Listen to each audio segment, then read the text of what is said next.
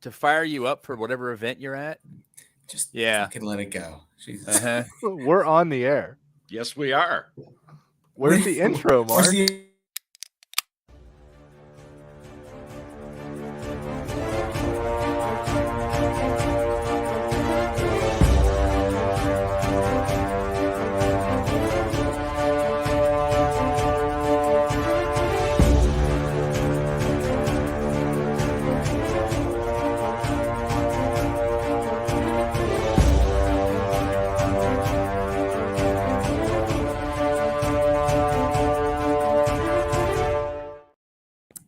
Welcome back, everybody. It's the SCB Steelers Podcast, presented by Deck Roofing Incorporated, South Florida. And don't forget, we are very proud to be part of the Speak into the mic, dude. Nobody can hear you.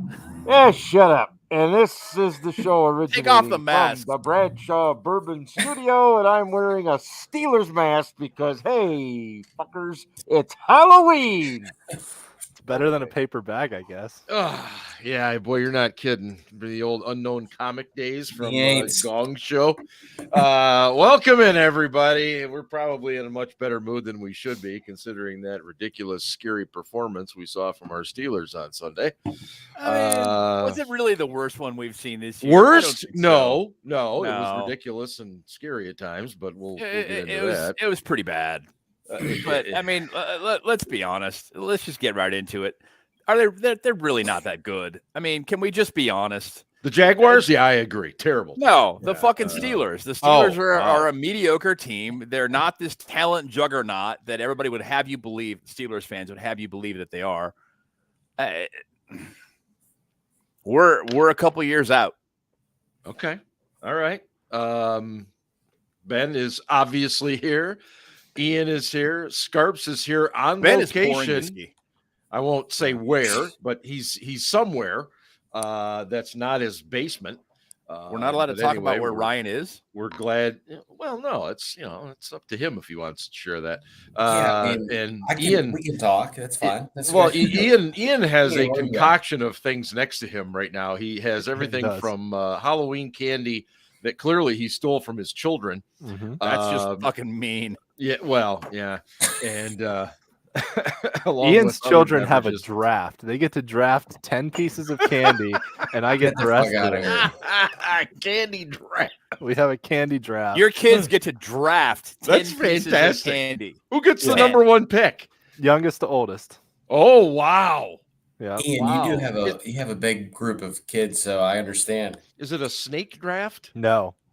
Oh, wow. It just goes back to the youngest. Youngest to oldest, big pieces count as 2. Full-size bars count as 2.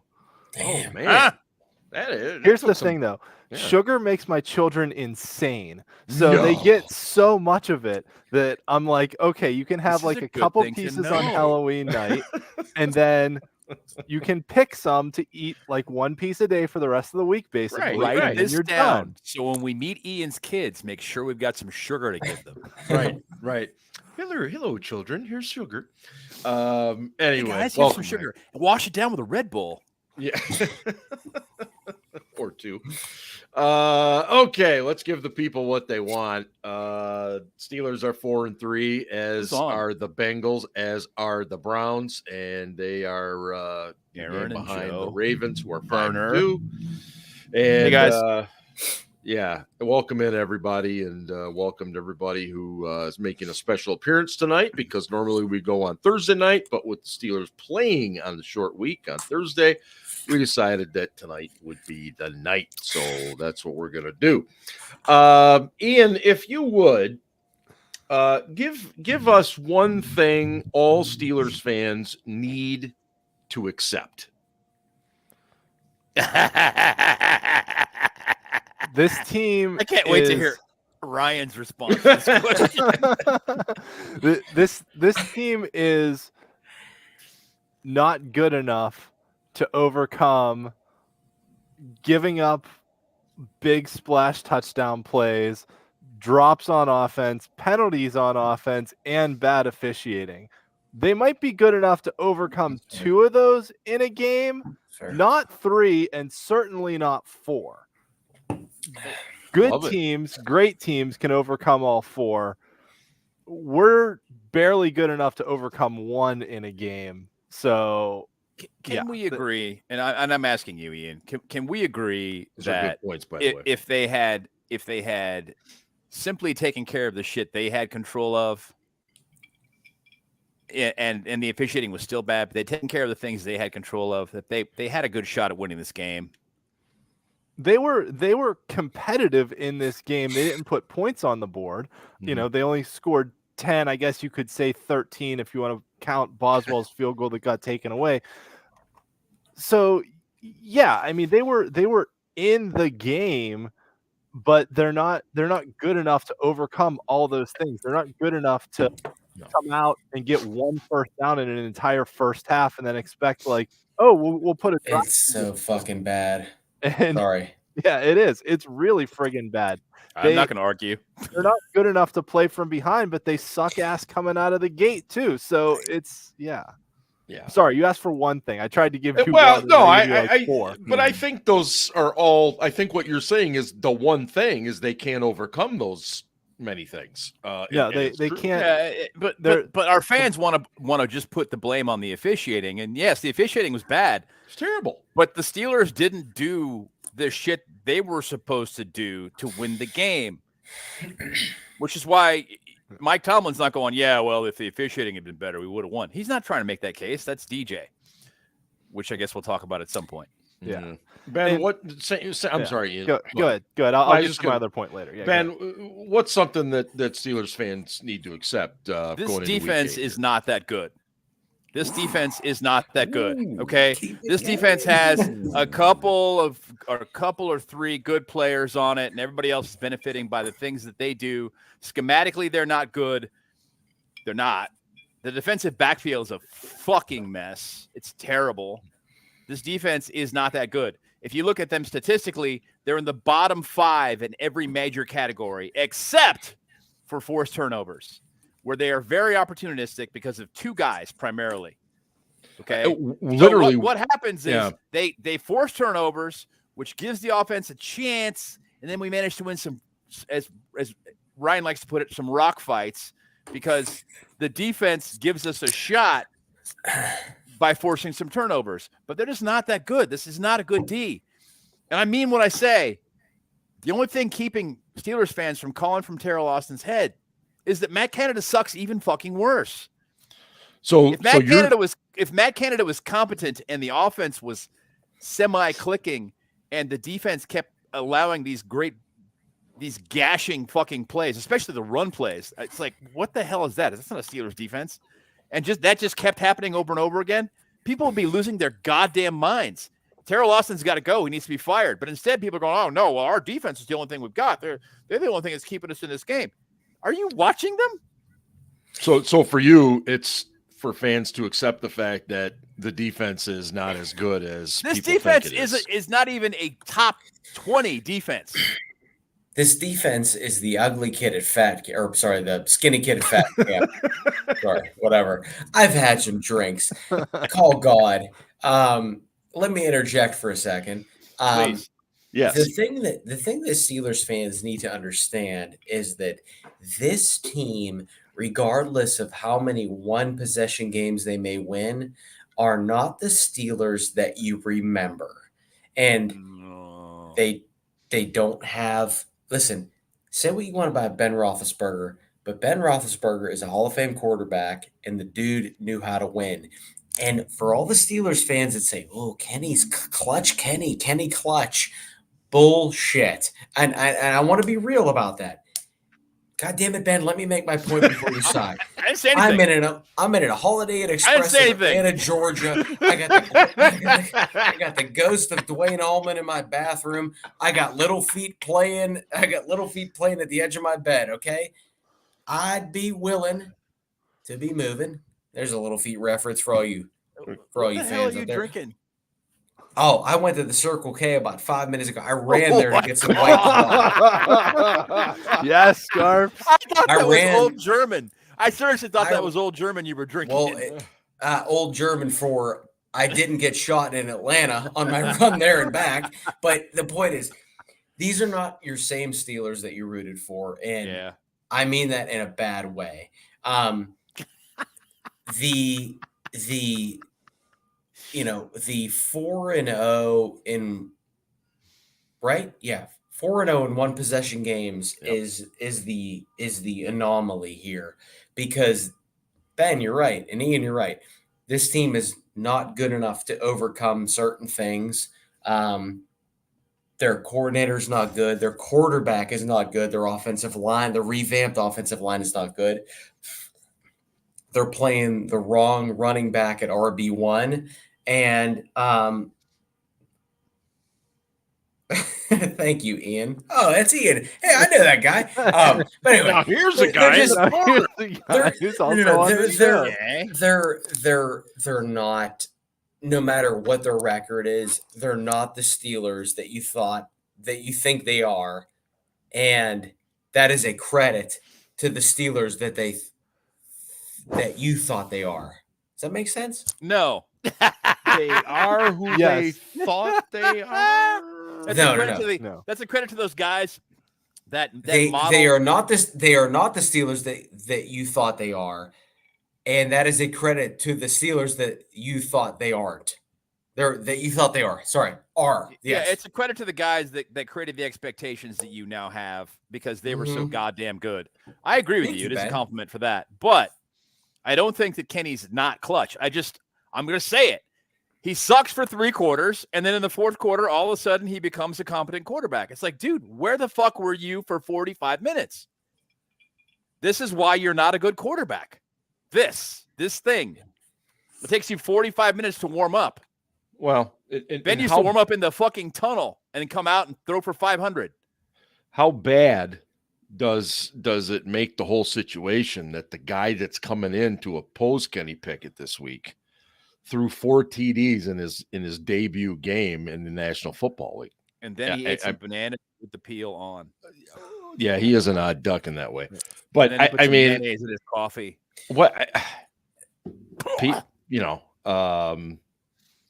I don't know. I agree with you guys. I like Little Feet. I also like Kenny. He needs a coach. Hell yeah, All Bernie right. McCluskey. Bernie McCluskey. Love Sailing that, for Columbus. Me and Bernie McCluskey. Call God. I wonder if Bernie's really Matt Smith. Who's I don't give a shit. Hey, we love Matt Smith. And I'm going to stop. What are you stopping with? Where are you stopping? You've already run to the Circle K, for God's sakes. I got another mango in the fridge. I'm ready to go. Let's go. All right, Ryan, question for you.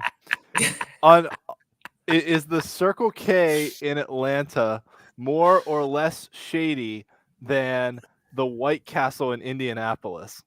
The Circle K. You have to listen to another show to know the reference. The Circle K in Atlanta is the Taj Mahal when it comes to the White Castle in Indianapolis. At least back in 2014-ish. So yes, very nice people. No, Atlanta. So I'm gonna give a plug to Atlanta right now. Atlanta. If you've never been to Atlanta, it is navigable, and it is the unlike Mercedes. Yes, it is. It is very strategically placed. The Mercedes-Benz Superdome, I've never been in it, but I've been around it, and it is immaculate. The State Farm Arena, I saw a Hawks game last night. It was beautiful. There's plenty of music clubs. The food is really good. And there's a lot of history here. And so if you're ever in the area, please come down. And if the city of Atlanta is listening for a sponsor, let me know. I was just going to say, I think you just did a PSA for the Atlanta Visitors Bureau, but I'm sure they appreciate it. It was tremendous. Let's talk a little bit about the officiating, because clearly it was the elephant in the room. And I think every one of us on this program does not in any way, shape, or form believe that the Pittsburgh Steelers lost that game because of the officiating. You have to, as Ian was pointing out, you have to overcome that stuff. And it's hard. it's hard, especially when one of those calls is so awful it takes points off the board. I get it. But to the bigger point, Ian, is calling on the guy who hates officials and has held grudges for like decades. All right. Well, I mean, come on. I'm not a very wise man. But, he is. It seemed like obvious. the encyclopedia of shitty officiating. I mean, but what is? I mean, and I was pissed because it makes it so damn unwatchable when this stuff is going on. What can we do? Can you do anything? Yeah, Mark's going, I'm gonna stop I'm watching done. the I'm NFL. done. This is fucking bullshit. I'm like, yeah, okay, we believe you, slugger. Sure. Whatever you say. True story in the SC Blitz private chat that Ben right away was like, shut the fuck up, Mark. You're still gonna watch every I fucking had it coming. I was just pissed.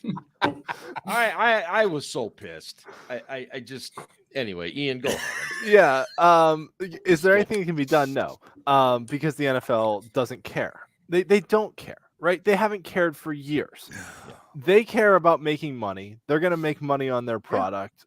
And it's not just Alan X crew that was bad. It's not just, Phil Luckett making multiple mistakes of a coin toss and calling Vinny Testaverde in the end zone when his helmet was on the goal line and then running into a Saints receiver who was wide open down the field. It's not like Jeff Triplett being completely clueless. It's not Scott Green giving hope to all the legally blind people that they could someday have a profession as a professional referee. It's more than that. The problem is the problem is not necessarily the guys. The problem is the consistency. Bad calls are going to happen. Yes. My issue always has been consistency, that if you're going to call roughing the passer on Keanu Neal for a textbook tackle in the midsection, because you can't hit him high, you can't hit him low, you can't hit him with the crown of your helmet, you can't put your body weight on him, so you got to hit him with your shoulder, you got to turn your body to the side, you got to gently cradle them and lay them on the ground nice and soft like you're laying a baby to bed. He did pretty much all that and still got flagged for roughing the passer. And then, Kenny gets smoked later after the throw than what Lawrence got hit, and no flag comes out. So it's the consistency thing. That's what's always gotten me is if something's a penalty, it's a penalty. If you're going to not call it a penalty, even if it is, just be consistent about it, right? Mm-hmm. If you're not going to call a quarterback getting destroyed that for roughing the passer, then okay, the same standard has to apply to Patrick Mahomes, to to Aaron Rodgers. It's supposed to, but we know it doesn't. We know it doesn't. Right. Exactly. But honestly, it's not just the NFL. Officials in every sport are terrible. I mean, you watch any sport, there's people complaining about the officials, and even sports like European soccer that have video review to try and correct things, people bitch about that. So there's no perfect system. The closest thing to a perfect system probably is like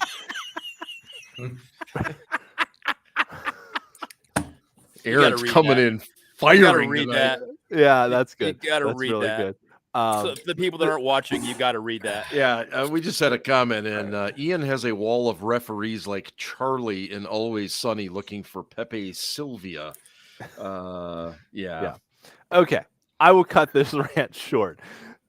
The NFL's not going to do anything because they're still making money hand over fist, right? The reason that the replacement referees, only lasted so long was because they badly screwed up a call on national TV, and it was like, whoa, we got to bring our real referees back. Yeah. That said, I think the NFL is the only industry that exists in America where part-time employees can be so bad at their jobs, they not only get to keep their jobs, but have people advocating for them to be made full-time employees. People are out there like, well, this is why we need full-time refs. I'm like, these are the assholes they're promoting, right?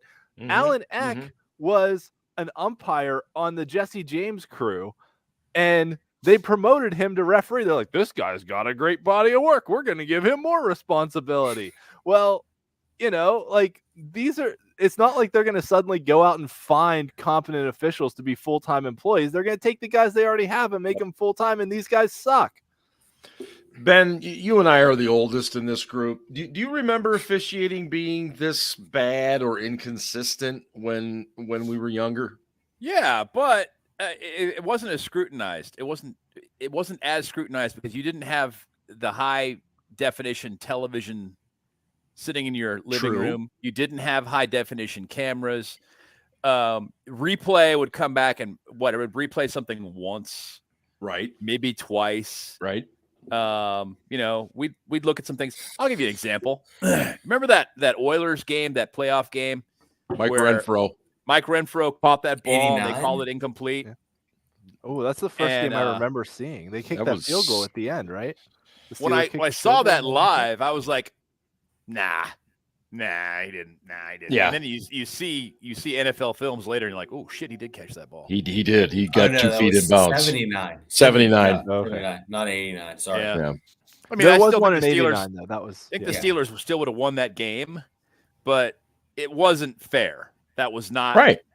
That was not cool. That was not okay because it took 6 points off the board. That was a big deal. Yep. So shit like that. At the time, nobody looked at it. Everybody's like, whatever, and then NFL Films goes in and parses it out. And there was no social media to keep it going either. Exactly. To keep the fans, oh my God, are you fucking kidding me? I mean, Sunday, those 2 hits where Neal gets called for roughing and then Kenny gets hit later and there's no call. Somebody already had a mashup of that before the game was over. Oh, yeah. Yeah. And it was on social media and we were like minutes. Yeah. Yeah. Yep. We were like, yeah, what the fuck? Scarps. Yeah. The one thing I've always stressed is consistency. And there were, because of social media, and I will say this, because of social media, I saw a couple calls on the Steelers that weren't called that didn't benefit the Jaguars. So I say that as like, I just care about consistency. Like, yeah, there's holding on every play. Let's be real. There's holding on every play. But even that Boswell field goal that was not allowed, by the rule, the offense has to be behind the football. That's what the rule says.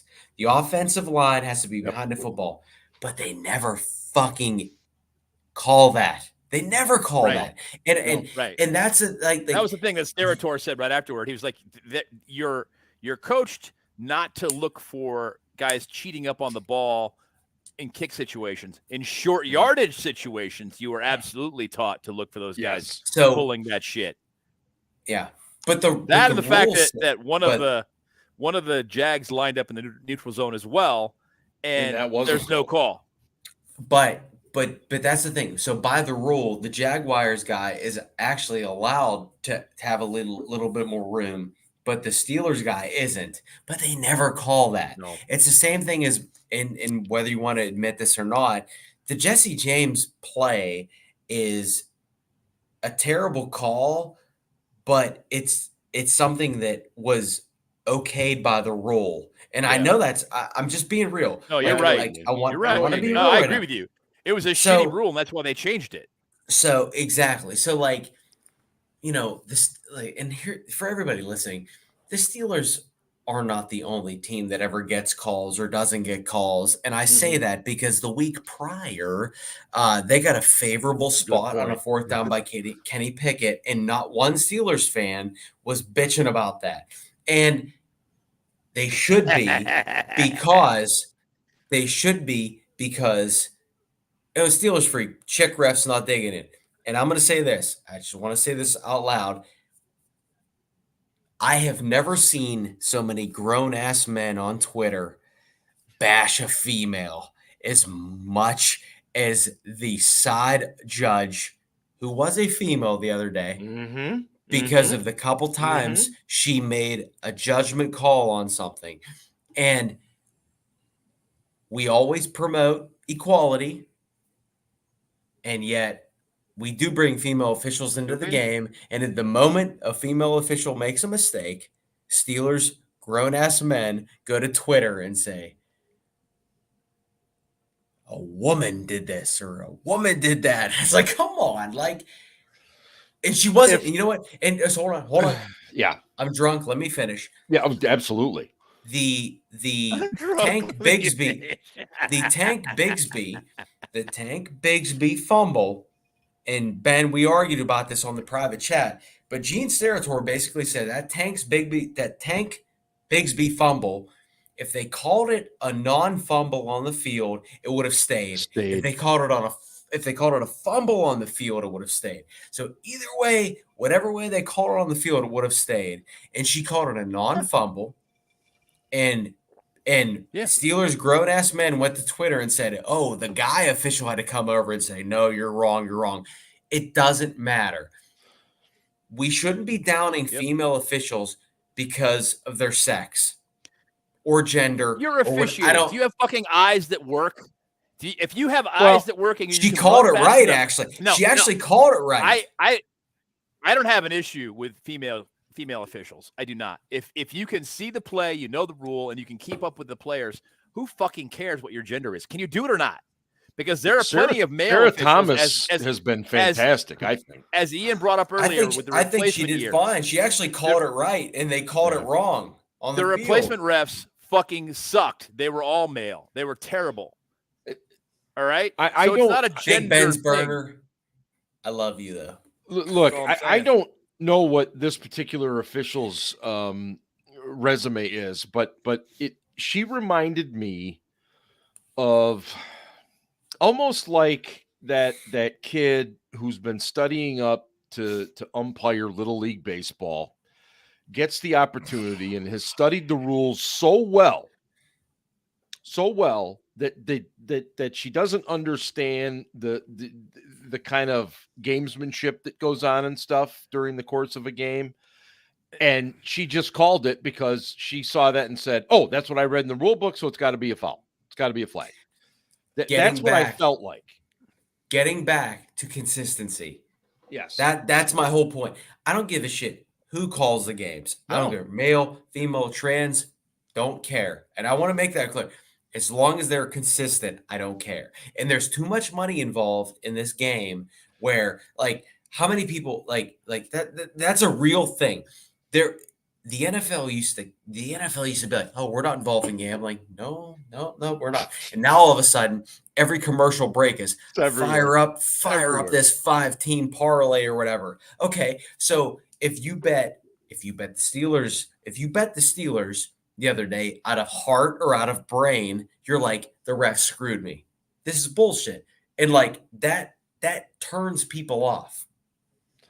But don't you think that's actually a good point. I think the NFL loves this shit. I think they absolutely love it because it's got idiots like us spending 10 minutes on our podcast when we should be talking about the Steelers. We're talking about officials.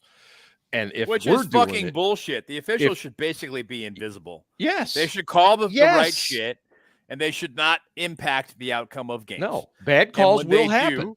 But we're pissed. I did like Tomlin fucking dressing her down, saying, "What the fuck are you looking at?" Yeah, I think that's the other thing, though. That he did that after the field goal attempt, and then she called the guy down by contact. And I think like Steelers Twitter out there watching the game and being on their phones is like, somewhere in their head they're like, regardless of female official, male official, whoever, it's like Tomlin yelled at this official and then they made another bad call against us that it just like compounded things for people too. Yeah, but she'd been making bad calls. The crew had been making bad calls all fucking game. That had nothing to do with it. I just appreciated the fact that he yelled at her. You know what I mean? I see your point, and I don't disagree. For the masses, they're like, "Oh, that's the retribution for him yelling." No, it wasn't. They'd already been making bad calls before that. This is just another one. And I want to be clear. it didn't matter who was on that sideline at that time. They were going to feel Tomlin's wrath. Oh, yeah, absolutely. Like there was man, woman, dog. Oh my God! You look at Burner's comment. Yeah, no, I can't read that out loud, but they weren't. It's a good one. Either. Like Tomlin, and you know what? Like Tomlin was pissed, and I understand why he was pissed. I totally understand why he was pissed. It just so happened that there was a female official on that side of the field at the time, but it didn't matter if it was a male or female or whoever. No. He was pissed, and I get why he was pissed, but also he wasn't so pissed the week before when that Kenny Pickett the fourth down sneak was called first down. That was my point earlier on when I said, if the Steelers had just taken care of business, taken care of the shit that they had control of, would the bad officiating have mattered? I don't think so. I really don't. I think if they had just done the things they needed to do and executed properly, caught the fucking ball. DJ had 2 early drops that were killers. They were fucking backbreakers. One of them was a potential touchdown. Bro. Bounced off his hands. The dude I want to talk about that. Yeah. All right. Go ahead. Go ahead. What are you eating? Kit Kat. He's eating Halloween candy. Halloween candy. You're eating Halloween candy you stole from your poor, defenseless children. They're not poor or defenseless, but okay. I actually, this may have been one of the better games Matt Canada game planned at the beginning. There were opportunities that the players did not execute. That first play to Johnson was a good play call. Triangle read. The read was perfect. The throw was perfect. Everything was perfect, and he dropped it. Like, dude, you can't fucking do that. Yeah, like the first play of the game, we scrutinize the Steelers for not coming out quick, for not putting points on the board. I mean, he catches that. He's right between the safeties. Even if the safeties converge on him and bring him down, they're probably on the edge of Boz's field goal range at that point. Like, they're, that was a really good play call that the players just didn't execute. There were some bad play calls. Don't get me wrong. Like a pitch play to Connor Hayward in the red zone is dumb as shit. But like that, the sort of inside out crossing rub route that DJ and Connor Hayward ran the following play on third down that had DJ wide open in the end zone. Like that was a good play call right there. So the one that had DJ wide open in the end zone for a fucking layup touchdown that we couldn't complete because he threw the ball behind him. The ball was late. I don't. Anyway, sorry. I had this conversation. Bishop. Hello, sir. But my point is, the failings in this game. There were some bad play calls, but I think the failings in this game were more on the players than it was on the coaches. And we've talked a lot about execution versus what's being asked. I'm going to second that, especially the offensive line. It was terrible, Ian. You're right.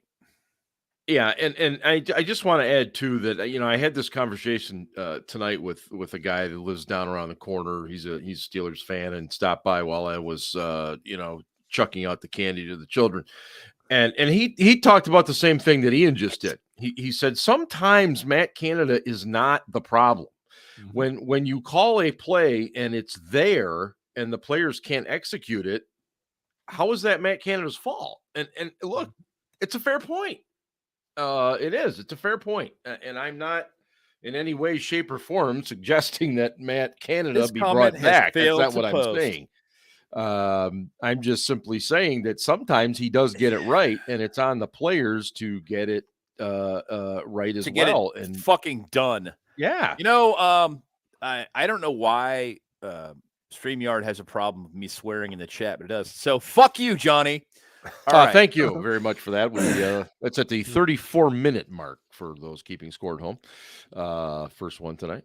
Scarps is trying to talk, but he's muted. Here's a guy who doesn't know how to unmute Here's himself. a guy who doesn't realize he's muted. Now here's a guy that's so drunk he doesn't know he's muted. No, here's a guy. No. Now here's a guy that's talking to the ghost of Dwayne Allman in his corner because he's in Atlanta, Georgia. Whip and post. I've been tied there. Yeah, baby. You know, the thing about Canada is he is okay. Matt Canada is not the answer. I'm just going to be real. Matt Canada is not the answer, but he's not always the problem, right? He's not always the problem. And can we talk about Dan Moore? Wait. Drunk ass Ryan is making a very salient point here. Let him finish. Is it salient? I don't know that he's made one tonight, but okay, here we go. Holy Shots shit. fired, baby. I'm gonna have to get this other mango White Claw fucking 25 ouncer. Mango, that's Mark's favorite. So Matt Canada isn't always the problem. He's not always the answer. Right. But he's definitely not the solution. Okay. No. But I will say that he wasn't the problem against the Jaguars. And I want to be like, he had moments where he was. He was. It was bad. It wasn't as bad as usual. Give me my time. Okay. Fuck off. I'm gonna put a timer up for you. No, time. That's actually a good point. And I want to be real now. Canada's not the solution, but the fucking quarterback can make a fucking throw every once in a while. I want to be real. I want to be real about that. You know, the most pro-ready whatever couldn't fucking hit George Pickens. He couldn't hit Deontay Johnson when he was fucking wide open in the end zone. And you can say, listen, Canada is not the answer, and I don't want him here next year. I do not want him here next year, but it is not all him. And I want to make that perfectly clear. I think we all agree on this point. Mm-hmm. Okay, that's fine. That's great. And you can talk about Dan Moore. I didn't think Dan Moore actually played that bad. He played awful this game. It was terrible. Chooks, arguably worse, but definitely just as bad. Our tackles were fucking horrible. They literally got their asses kicked for 60 minutes. And the Jaguars, their defensive line actually wasn't their strong point. It really wasn't. George Pickens talks about that. George Pickens talks about the Hope defense, but their defensive line was actually not their strong point. That really worked out pretty well for George Pickens, didn't it? One catch for 22 yards. Yeah, we'll get our only touchdown of the game, but yeah. Kip Wingard. I mean, he did get fucked on the one route where Pickett threw to 3 yards too short, and at least 3, maybe 5 yards too short. Okay, so if we're going to talk about Canada, I mean, we got to continue the conversation about Pickett too. I mean, he made some just awful throws. State of the Steelers. You make a very good point, sir. You're right, and I hate Mason Rudolph, but I'm trying as hard as I can to support Kenny because he's a Steeler now. But of course, he played like shit on Sunday. I mean, and he's gonna give it a go on Thursday night. To his credit, he is pissed because he knows he played like shit on Sunday, and he wants to come back and play harder. And it's funny today that Mitch Trubisky, right after Kenny Pickett talked, Mitch Trubisky said he didn't want to talk today, and he was pissed off about it. Does that make you think that maybe they gave Mitch the idea that he was going to start on Thursday, and Kenny came out and was like, "No, I'm going to start. Everything's fine." Just like on Sunday, the report was Kenny Pickett was fine. He was going to come back, and then didn't come back. Came back to the field. So is there a little extra? Watch my hands. Look at these hands. I don't know. Watch my hands. Is there a little something there? I'll say this. I think maybe I'm wrong. Is there pressure on Kenny Pickett to do what Big Ben always did, which was, yes, we heard about every single injury he had, but the son of a gun played hurt a lot. Is there pressure on Kenny to do the same? Maybe a little bit. I think that Ben was a drama queen, drama king, whatever the fuck you want to say. Big time. Big time. Little Paul Pierce to his personality there. Yes. You know, if he could have worked it out so he could have been carted off the field on a stretcher and then come back into a game, played the same day. Yep. No, they won't, Burner. They're not looking at a quarterback this year. No, his Forget it. question I know, is when. That's a good When. question. His that we should question's talk when, about. It's and their that's dream. a Okay, really good let's question. take that question next. Let's finish Ben and Okay. whether or not there's pressure on Kenny to do the same thing. I don't think that's the case, especially in today's NFL where they try to be very conservative with quarterbacks. However, I think that his personality is such that he wants to come out and he wants to be the guy and he wants another opportunity and he wants it. He wants to be that guy at the end of the game with the ball in his hand who can make the play to win the game. He wants to be that guy. Like his intangibles are Love it. off the charts. They're fantastic. Yep. It's just that physically he's not that talented. I'm putting it out there. I'm saying it. Okay. And if he can convert the gifts that he does have into smarter play, you know, he's a smart guy. He's going to have to go off script a little bit because this thing he's got going with Canada isn't working. And he when plays are broken, that's when he has more success. That in play action. When he's sticking to the script and trying to go through his reads the way that they're scripted out, he's not good. Let's just say it. And he's not a guy who can throw off his back foot and make the big throw. He's not that guy because he doesn't have a big arm. And he's not the guy who is good at staying in the pocket and going through his progressions. He needs to the pocket needs to slide, or the play needs to break, or he needs to go off script and do what works for him and ignore that. Yeah, I know this is my third read, but I know this guy's going to be open because I'm looking at the way the safety's playing him, and this is he's not good enough. Did you guys happen to notice? Physically, he's not good enough, okay? But what he's got to do is convert the gifts that he does have into smarter play, and at least he can be competent. He's never going to be a great quarterback. That's never going to happen. I know that people will hate me for saying that. It just is never, ever going to happen. He's never going to be in that upper echelon. He's never going to be a top 15 quarterback, I don't think. I had to laugh. Maybe you guys caught this too. I think it was Trubisky's maybe third or fourth play. He got a little bit of pressure, and he did the Pickett spin out to his left. I was like, holy shit, are they like working on this in practice every day? Just do your bail to the left as soon as you see pressure. The best quarterback on the Steelers roster right now is not on the Steelers roster right now. That doesn't make a goddamn bit of sense. The best quarterback in the Steelers roster right now is not on the Steelers roster right now. Yeah. So who is that person? So is this guy on the practice squad? No, the whole point is he's not currently on the Steelers. Ryan's point is but I'm telling you. I get what Ryan is saying that we could go out and draft or I get it. Well, I get what somebody. Ryan's saying. He just isn't saying it right.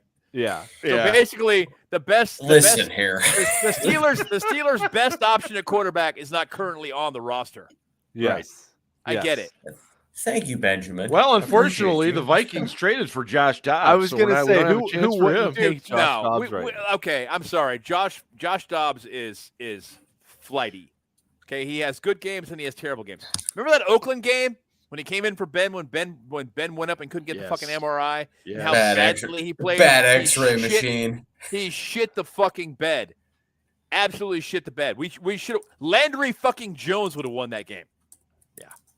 Yeah. How many White Claws does it take to find a quarterback? You know, Johnny, you should know. You drink White Claw yourself.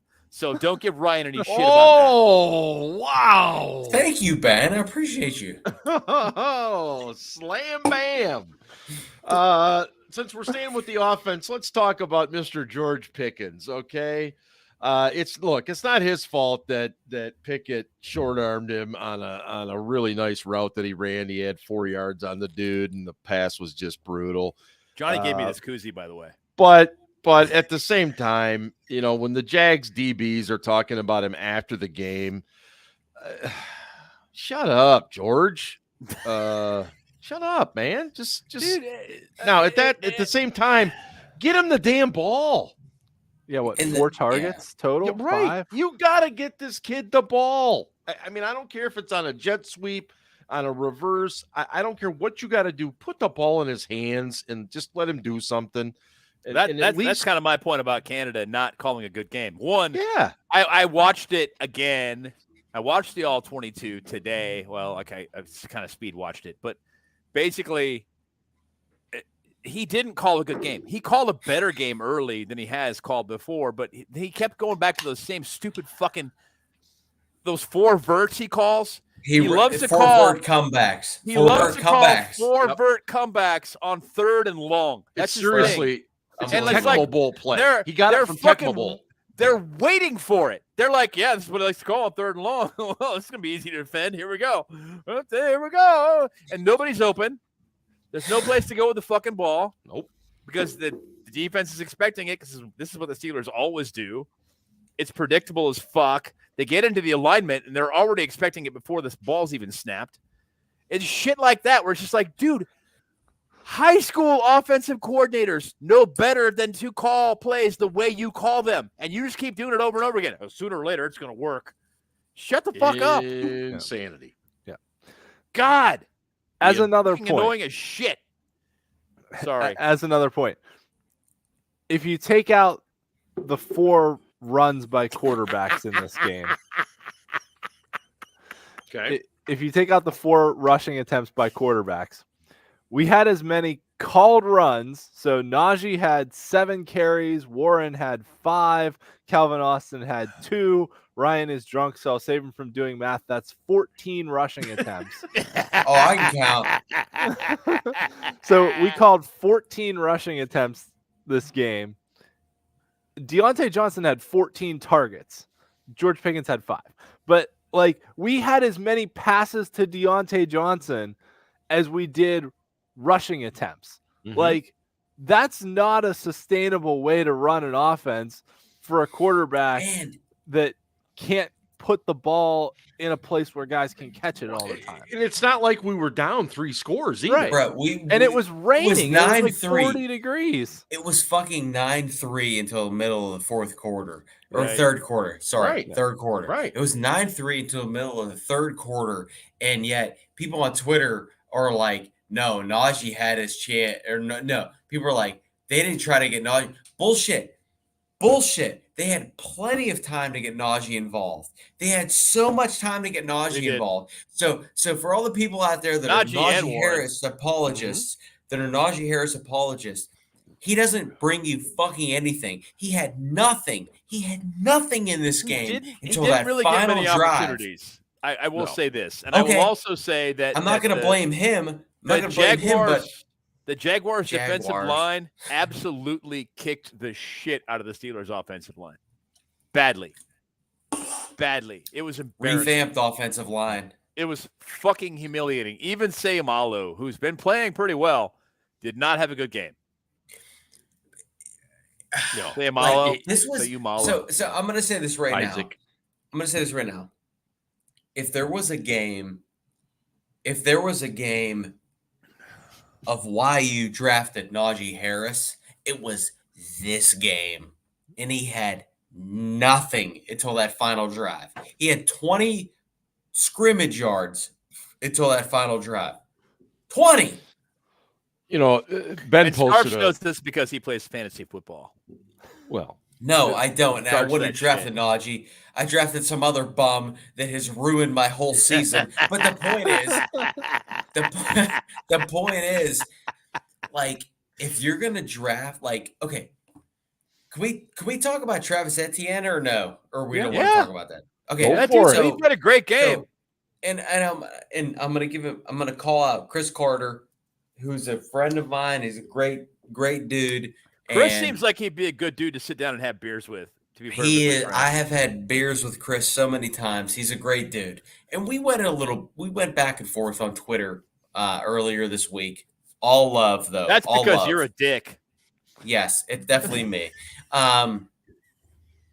And I said that, Travis Etienne had 150 scrimmage yards and a touchdown, and Najee had, 50 something, but only 20 or only before that previous drive where he got every dump off. Right. He had like 20 yards of scrimmage yards. And Chris said that, on that wheel route touchdown to Travis Etienne, it should have been an interception, and it should. And I'm like, dude, woulda, coulda, shoulda. Yes, it wasn't. And Travis Etienne, you know what? Travis Etienne, he's right. Travis Etienne grounded out that game. He did. He grounded it out. That's what Najee should be doing. But Najee had 20 yards of scrimmage before that final drive. And he was trying to say that, no, there's not a difference. And I love Chris, don't get me wrong. But when you draft a running back in the first round, you better make sure he has the ability to do a go route like Travis Etienne did. And Trevor Lawrence after the game said that he has never thrown that type of ball to. He to said Etienne. that the ball was not supposed to go to Etienne at all. That he was the last option on that play. Yes, and instead he threw him the ball because it was a seed. It was a seed. It was just too good a read to not take advantage of. Right. Basically, it was perfect. It was perfect. Honey hole. It was perfect. But Chris Carter, who I love, and Patrick Peterson both said it should have been an interception. Well, you know what? Patrick Peterson has said a number of times this year that it should have been an interception, and he's not gotten there.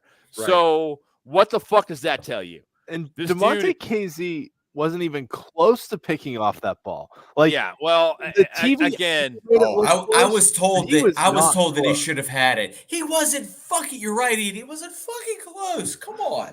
That should have been picked. I'm drunk. And to his credit, Joey Porter Jr. said he blew it. I want to go back to he did. Joey said he owned it. I had the running back, and I don't know if I believe him. I think he was just basically trying to quell the controversy, maybe, and just be a good teammate. I don't really care. The Steelers as a team blew the fucking play. So back to Najee real quickly. I will die on this hill. Sorry. I will die on it. Najee needs to lose 20 or 25 pounds. He does. The dude I don't disagree. has no fucking burst.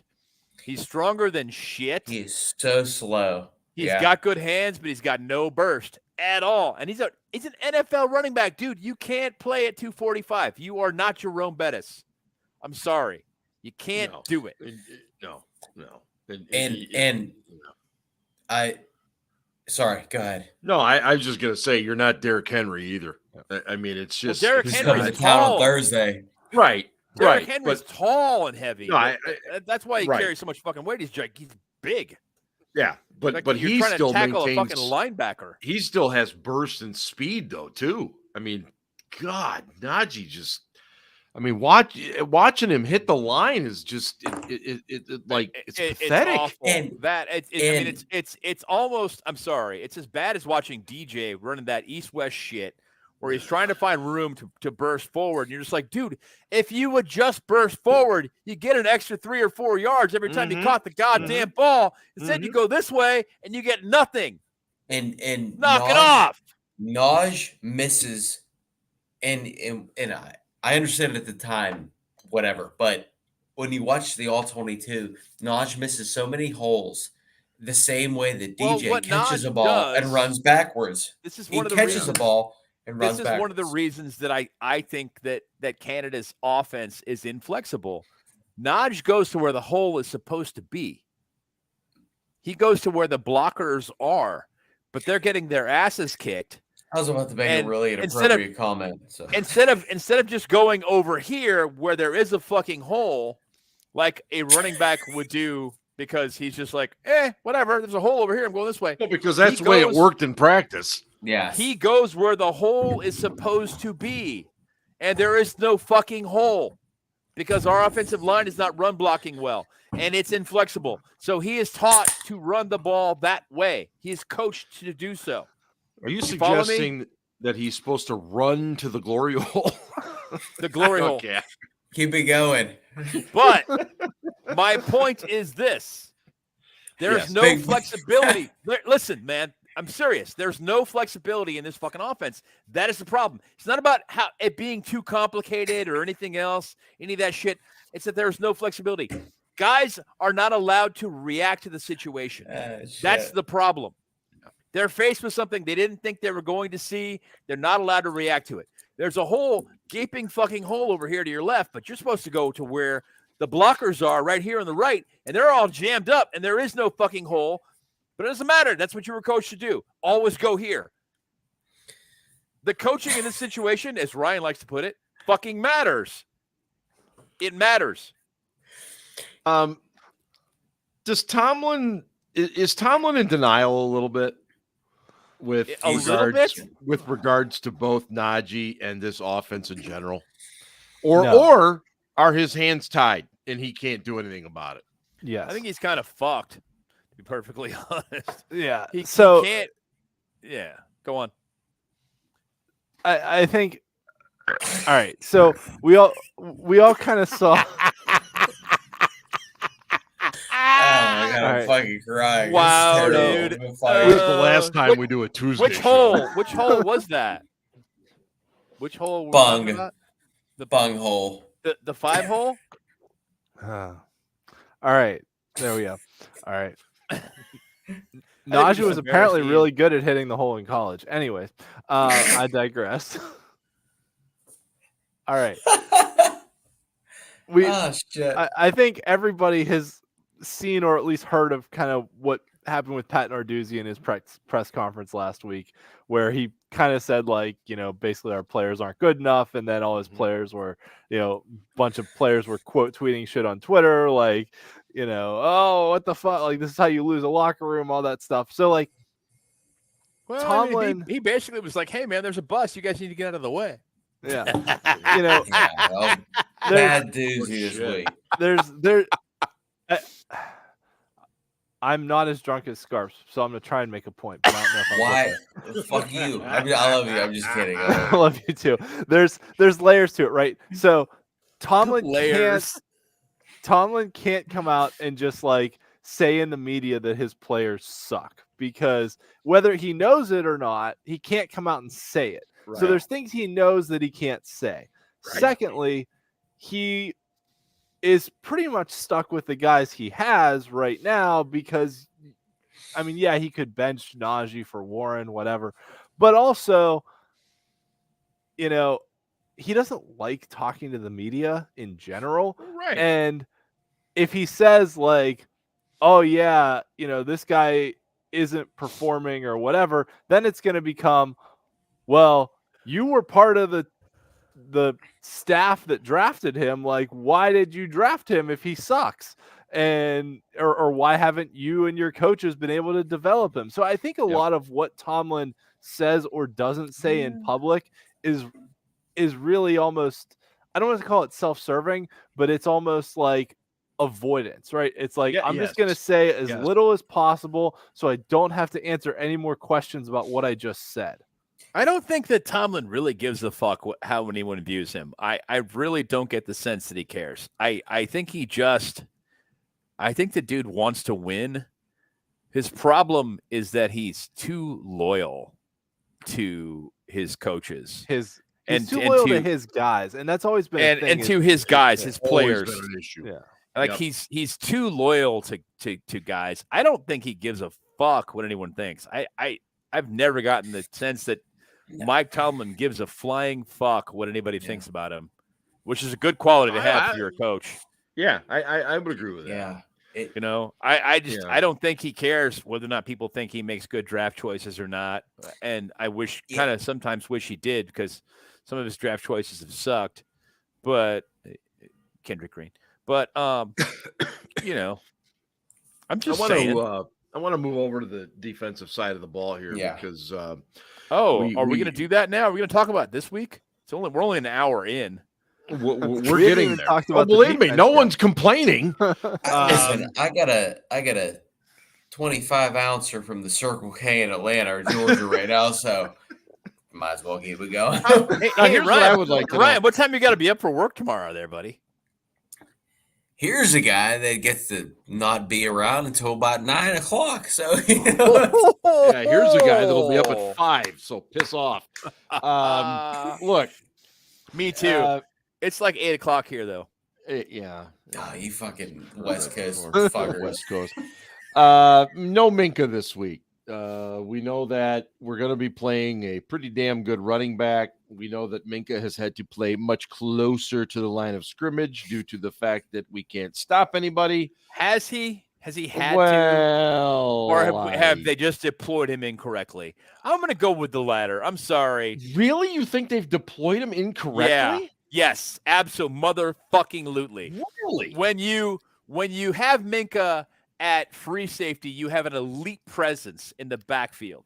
No argument there. Okay? None. When you put him in there as a box safety, he's pretty good, but he's not elite. He ain't elite. No. He's not making any Pro Bowls this year. But you're saying they're putting him there not because they need to, but because they choose to. Because they chose to. They chose to put him back there as a guy who's a box safety as opposed to being a fucking free safety where he's an elite guy where he makes shit happen. He's a turnover causing machine. He's a good tackler. Yeah. And it's great that they put him up on the line and he sneaks in behind and makes good tackles behind the line of scrimmage. He's got tackles for loss this year. It's great. All that's wonderful. But he has his greatest impact back there at free safety. No argument. He's always around the ball. And when you get a guy like that who's always around the ball, who has good hands and he has a great burst, he's going to snatch one of those balls that gets bounced off a receiver's hands, and he's going to take it back. And he's going to take one back to the house. It's going to happen at least once a year, maybe twice. And you would hope it does, yeah. KZ can play strong safety in the 3 safety sets, Matt. Just not necessarily in the 2 safety sets. So wait a minute. Freak, I wake up at 1, 3, and 5 to relieve my prostate, not just 5. I was going to say, me too. Let me just tell you right now. Me too. Keanu Neal is a linebacker. Okay, he's a small linebacker. That's true. All right, fine. He really is. What were we talking about? We were talking about the defense. What was the question? We were talking about Minkah. Okay, well, Minkah ain't playing, so what fucking difference does it make? So what do I? But what I'm saying, I brought it up because how are they going to adjust? Okay. It looked like I don't even know that Minkah is going to be missing. Minkah isn't really going to be the problem. The problem is going to be that we are seeing our defensive front coached to penetrate rather than staying in their gaps. Holes and penetration all on this. Holes and penetration all on the same show. Woohoo! They're being coached ladies and gentlemen, to this show penetrate is run by 12-year-olds. rather than staying in their fucking gaps. Okay? Gap. Yeah. Keep it going. Jesus. So anyway, point being, piece of shit. we are giving up gigantic fucking gains on the ground because of the way these guys are coached. Yes. Dick LeBeau, you couldn't fucking run on him because his guys were taught, you stay in your gap. You stay in your gap. You penetrate. When the guy gets close to you, you move forward. You take his ass down. It's wild. It's wild that they retired Dick LeBeau. What do you mean? He coached after they. You know why they retired him? After he retired, he coached at the Titans. I think they retired him because Tom Brady had his fucking number. No doubt about it. Fucking who didn't Tom Brady have a number? Well, fair. Tom Brady had everybody's number. I agree with you. Yes. All right. Since we're talking safeties, I got a point here. Yeah. The Steelers for years, and this frustrates me to no end, seemingly have gone out in free agency and signed players from bad teams, somehow thinking that coming to the Steelers will make them good players.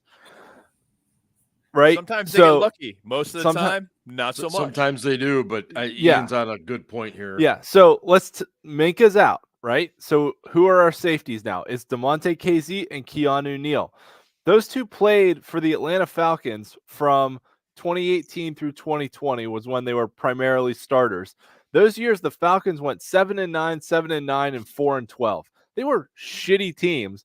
And the Steelers are now like, we'll sign both of their safeties. And then what did they do this offseason? They're like, oh, well, the Minnesota Vikings were the 31st ranked pass defense in the league. We're going to go out and sign Patrick Peterson and Chandon Sullivan. We're going to sign 2 cornerbacks from the 31st ranked defense in the league to improve our pass defense. Do you guys remember? Fucking sucks. Do you guys remember a time when our slot corner was so invisible?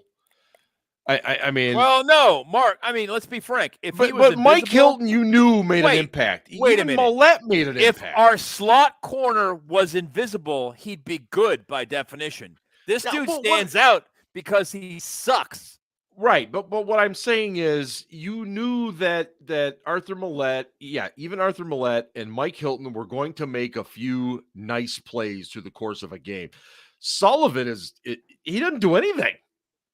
I mean, he's terrible at rushing the quarterback. I wouldn't call him a great cover guy. I wouldn't call him a great run stopper.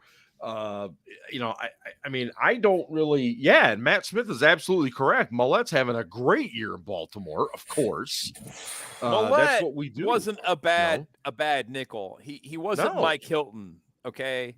But I tweeted about this week. Like, thinking that you could replace Mike Hilton with Arthur Millette, which was a step down, and then taking it a step further and thinking that you could replace Arthur Millette with a bunch of fucking cast-offs was the ultimate fucking arrogance. They did not do enough in the defensive backfield this year. All they had to do was just keep Cam fucking Sutton. They didn't need to sign Patrick Peterson. That was fucking stupid. It was $3 million. Yeah, which they could have easily afforded in NFL terms, that was nothing. It was fucking nothing. They could have done it easily. Not a problem. Not at all. And he's having a great year. Not a surprise. The dude is a good player. Yeah. Yeah. No, I'm yeah. But what wait a minute. What was Ian's point before? What did I miss? What am I dropping? I said that they signed players from shitty teams. Yes. And expect them to be good was my broader point. Your broader point was about that. And I don't remember what the fuck. And then I said Peterson and Sullivan were on the 31st ranked pass defense, which that defense now has a coordinator who used to coach for the Steelers, and they started the season a little bit slow, but have looked pretty good in recent weeks. Just held the 49ers to 17. Yeah. They're good. Yeah. Mm-hmm. Yep. Fuck, I miss Brian Flores. That dude can coach. I'm sorry. He can coach. No, dude, you're right. They should have. They should have retained him and let fucking Teryl Austin go. And it's wild because. Sorry, Silda, go ahead. No, I was just gonna say the drunk guy wants to talk. Thank you very much. It's wild. It's wild that, and we have talked about this, is that we're all getting a buzz. They brought on Flores for probably PR reasons, and that's fine. That's fine. They brought on Flores. Like Mike Tomlin wanted to do him a solid. Okay, sure. So Mike Tomlin wanted to do him a solid, and they kept the wrong coordinator because Mike Tomlin wanted to do Brian Flores a solid. If you want to do Brian Flores a solid, you keep him as the coordinator, and you say, "Hey, Teryl Austin, I appreciate you, man, but this isn't working anymore." And so that gets back to the Canada thing. Let's whether it's Art or whoever, be like, we need to keep Teryl Austin on the whole time, and we need to keep Matt Canada on throughout his contract. No, you pay these teams. You pay these guys to go away because other teams scheme based on those guys. Like nobody is scared of Matt Canada's offense, just like nobody is scared of Teryl Austin's defense. I'm scared of his offense. Now, yes, that's fine. But you might be scared of TJ Watt and Alex Highsmith, but you're not afraid of anybody else. And that's what this defense is. That's the thing. I mean, we've got a bunch of guys, and we talked about this amongst ourselves earlier this season and several times. Maybe this week, maybe not. I don't know. But we're signing these guys off other teams, and Ian just alluded to the fact that we're signing guys from bad teams, but whatever. We're signing these guys that other teams don't want, and we're putting them in as Band-Aids. And like our off-the-ball linebackers or inside linebackers this year, we expected them to be so much better. They're not. And it isn't just their talent. I think that Cole Holcomb and Quan Alexander could be better players if they were coached to their strengths, as opposed to the way that they're trying to use them. And the lack of flexibility, again, I'm going to go back to this thing where our coordinators are not using their players to their strengths. Mm-hmm. They're not letting them react to the situation. They're saying, this is your responsibility. You will do this. That's the fucking problem. These guys are being asked to do things that fall outside their wheelhouse. Okay? The only guy that really fits this defense as it's schemed right now at the linebacker position is Landon Roberts.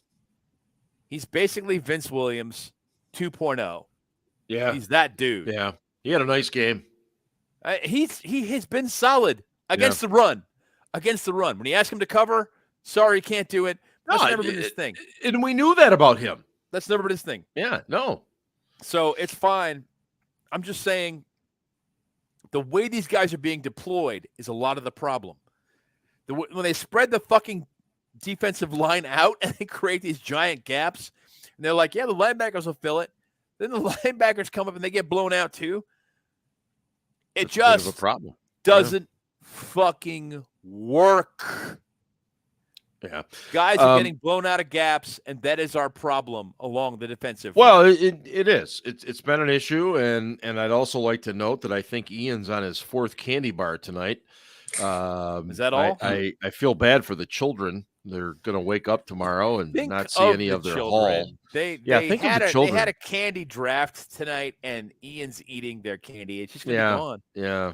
It's mean. kind of like I'm eating the leftovers from the draft. These are the undrafted pieces. Oh, the leftovers. Yeah, these are the lies. These are the Jalen Warrens that I'm eating right now. The Jalen Warren. Speaking of Jalen Warren, this guy, why is he getting fined? Now here's a guy for basically blocking. Dude, that was a bullshit fine. That is total horseshit. They're saying he lowered his head into the guy's chest. The dude is literally 7 inches taller than him and outweighs him by 100 pounds.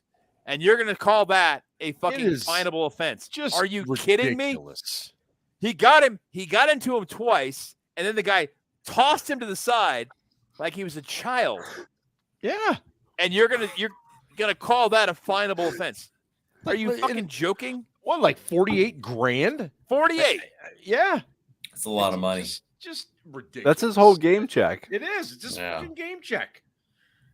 You know? Total fucking horse shit. God, it irritates me. Just irritates me. Cheap owner, terrible coordinators. Do we have Casey tonight? We I have thought we gave him the week off. No, we have a Casey dedication from Ian for Pittsburgh. Oh, lovely. Okay. I bet it's not going to be as good as when Ryan writes in. But probably not. No. But we're not going to get there yet. Not true. Not true. Ryan, hey, here's the question. Do you guys think that Casey can get all the way through the dedication without hiccuping? No. Fuck you all. Ryan, did you read it yet, or are you going to do it cold? I'm going to do it fucking cold. Oh, yeah. Fucking Big Ben Anderson Roethlisberger over there playing college shots. I fucking love it. Here's a guy that had 5 White Claws and 14 gin and tonics earlier today. Oh, this is such a great fucking podcast. So the guys, the Titans were supposed to have been basically tossing in the towel for the season, but then they went and started Will Levis, and he looks like the second coming of Dan fucking Fouts. What? I mean, now that Derrick Henry ran for over 100 yards, D-Hop and wasn't D-Hop traded, and was not traded. So neither was D-Hop this week. This is a short week. Tennessee has to travel. Granted, it's not ridiculously far, but glass is half full, huh, Matt? All right. This 3-game homestand is teetering. It's teetering because if we don't come out of this with a win, then that means we're gonna have to beat Green Bay to salvage anything. Well, Jordan Love does suck hairy, dirty ball sacks. So now is that dirty hairy ball sacks of a donkey? Donkey balls. Sorry. Yes, thank you. Thank you. I've had a little bit of drink tonight. I left that out. I apologize. Yeah, I think we all have. I'm the only one. All have. Yeah, we've had some drinks. Yeah, we've. That's the motto of this program, ladies and gentlemen. Scarps, would you like to give your prediction for this Thursday night? Yeah, sure. I've picked against. Stop laughing at me, man. I'm just saying we've had some drinks. Yeah, okay, my bad. That's the motto of our show. That's fair. I've picked against us every week except one, and I even lost that week. So I'm just gonna. So getting back to the point, we were under the impression that Derrick Henry would be traded. To the Rats. Yeah. This is a tough one because the Titans aren't very good. The Steelers aren't very good. They both have coaches who I think have both overachieved. But you know what? I'm going to give the edge to the Steelers here. Wow. Wow. Just kidding. Now. I'm going to give the edge to the Titans here because Minkah is going to be out and Derrick Henry is going to have 149 yards rushing and Will Levis is going to throw a bomb to Nuke Hopkins. 23-13 Titans. Yeah. Okay. 23-13 Titans. Ian? Levis has a big arm. He does. Powerful arm. We've known that since he was in college. Yeah. But I think coming in that first start, they did some, I don't want to say off script things because they were on script for them, but they were certainly different than what Ryan Tannehill was doing. That said, I'm hoping in this game where our defensive line actually shows up and that Cam Hayward might play. Can do some things to make life a little harder on Will Levis and,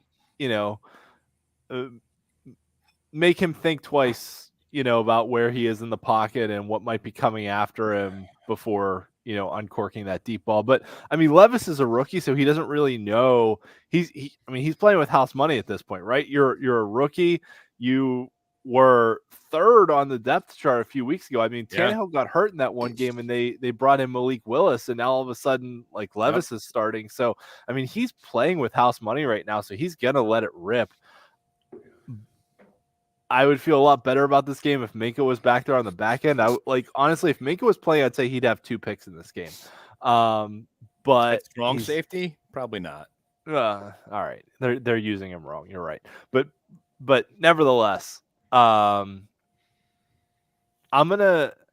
The Steelers have a way after they lose of winning a completely ugly game, especially at home in prime time versus a bad team. This just seems like it sets up. All right, so I'm gonna go out on a real limb. I'm gonna give you a big prediction here. I'm gonna say The Steelers are gonna be leading 6-3 at halftime. It's gonna be a disgusting first half.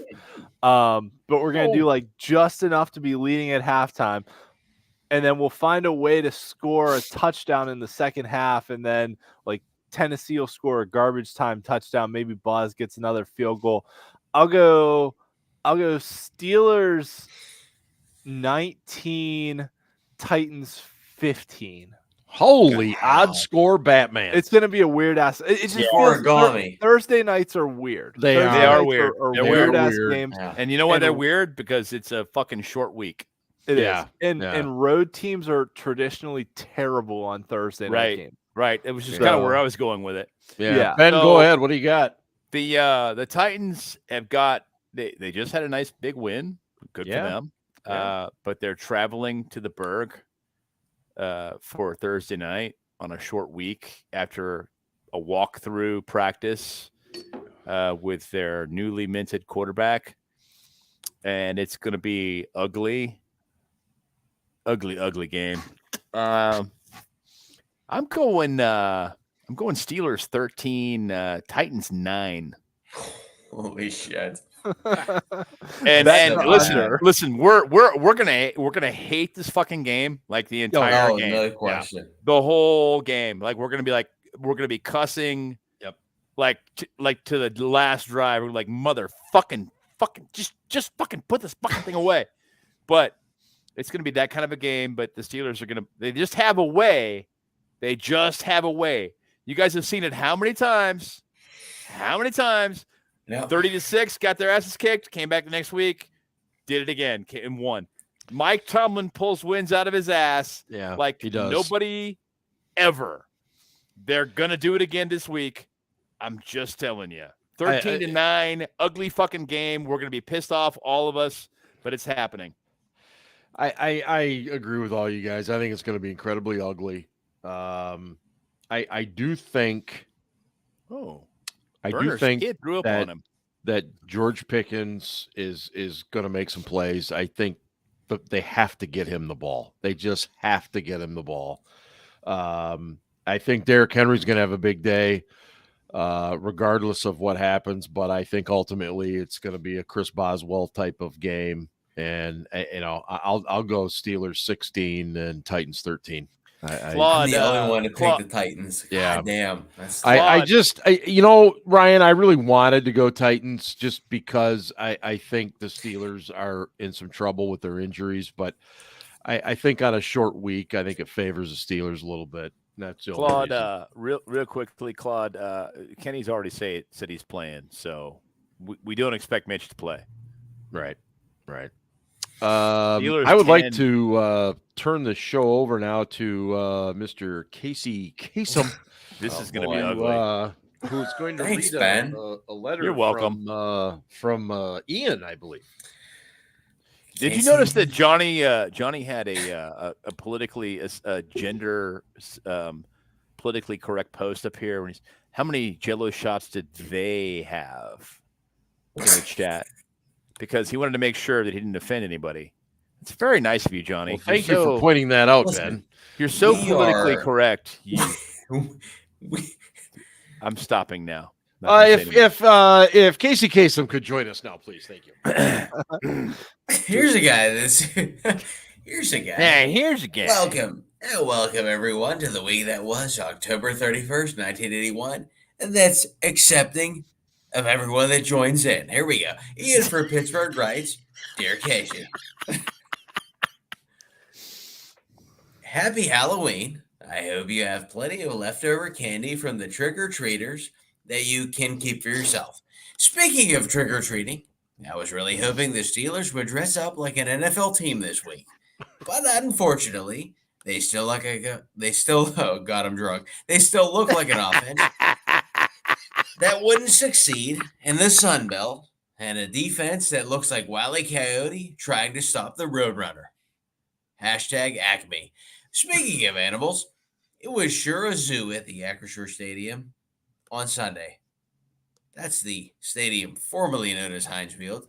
The Steelers had to play against the Jaguars and Zebras all at once. Casey, Did you know that Alan? This is so Ian. Casey, did you know that Alan Eck was the umpire in the Jesse James game? And did you know that Ryan's drunk tonight? And the NFL thought that it was good enough to promote him to being a referee. I guess Halloween isn't the only time you get to dress up as something you're not completely qualified for. This is the first time. Ryan, you really should have read this like once I know, before you did it. I'm sorry. This is here's a guy that's the first time he's reading his own case. Did you know Alan Eck comes from Williamsport, Pennsylvania, the home of the Little League World Series? Well, it was certainly a Little League performance from the Steelers this week, both on and off the field. Well, that guy's a dick automatically because he's friends with Bozic, obviously. Yes. Deontay Johnson saying they lost. God damn it, Benjamin. Deontay Johnson saying that they lost because the referees, when he came into the game with a case of the Butterfingers, and I don't mean the candy bar that sticks to the roof, your molars. This is terrible. I'm so sorry. You know what? I'm quitting. Just kidding. George, here's a guy that knows how to read his letters when he writes them on his own time. George Pickens said the Jaguars have a hope defense. Well, George, you should look in the mirror because right now he has a better chance of inheriting the Hope Diamond than what the fuck is happening right now? Than playing for a team that scores 30 points a game. Here's a guy that doesn't know how to read. Well, Casey, I hope you had a good Halloween. I couldn't decide what I was going to dress up as this year. I thought about dressing up as Ben Anderson, but clown costumes are outlawed. Clown costume. This is horrible. This is so good, I can't read it. I'm sorry. But clown costumes are outlawed where I live. I was going to take my kids over to Steel Dad's house, but then I'd have to explain to them what Werther's originals were.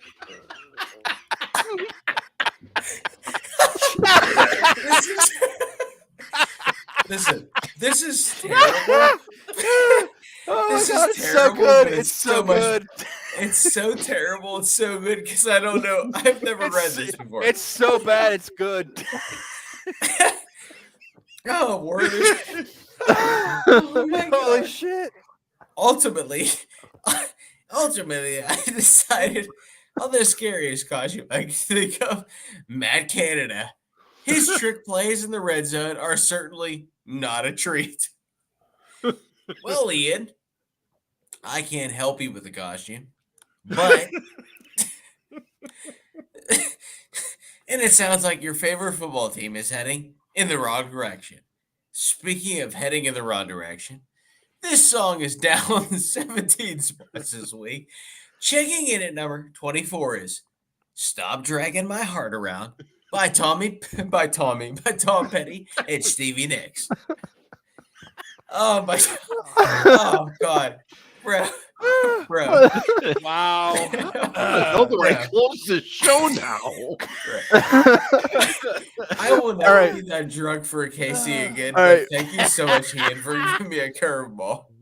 Whoa, that's good. Full disclosure, at like 9:00 tonight, Ryan was like, "I'm drunk. I can't do Casey." And I was like, I was like, "Do you need me to write something for you?" And he's like, "If you have time." So in like 10 minutes, I just like bang this thing out. And I was like, "Yeah, I'll just make some jokes about some people on the show, you know." And that was really good.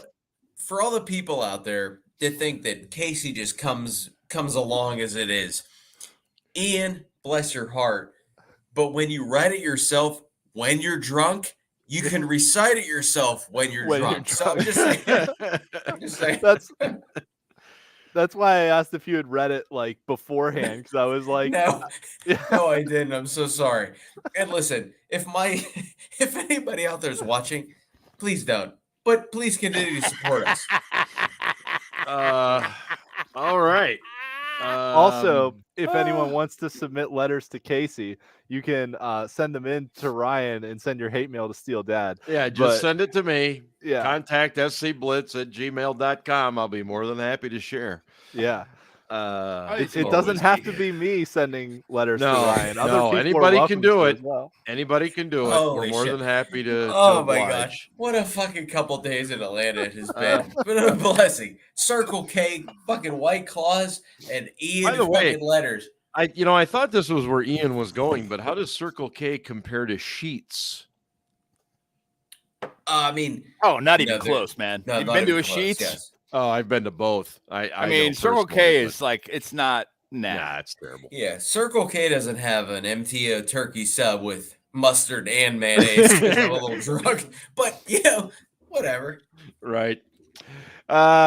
That's about it for us tonight, everybody. We've given you 90 minutes of who the hell knows what, holes in penetration, I suppose. Oh, Jesus. Anyway, this is me signing off. Make sure you check out the website at steelcityblitz.com. Thanks to everybody joining us on a rare Tuesday night because the Steelers play on a Thursday, and they'll do it again later in the year. For the record, these guys wanted to do the show live on Thursday during the game, and I didn't, because mainly Johnny would be sitting behind me and screaming into the mic over my shoulder, and I'd also be drunk. And I look back, that's so bad. I look back at a lot of the takes that I have during the game, and I'm like, what the fuck? No. What you saw on film just now was completely different than what you thought you saw during the game, because 1, you were drunk, and 2, you were fanboying. So no. So that was why we're not having a show during the game on Thursday, which I have no idea what he just said, but really entertaining. Yeah. In any case, we're getting on out of here. Thanks so much, everybody. Thanks to all of our loyal listeners. Thanks to the new listeners that jump on every week too. Please. This has been the SCB Steelers Podcast presented by Deck Roofing Incorporated of South Florida. And hey, go Steelers. Ravens suck. Send hate mail to Steel Dad.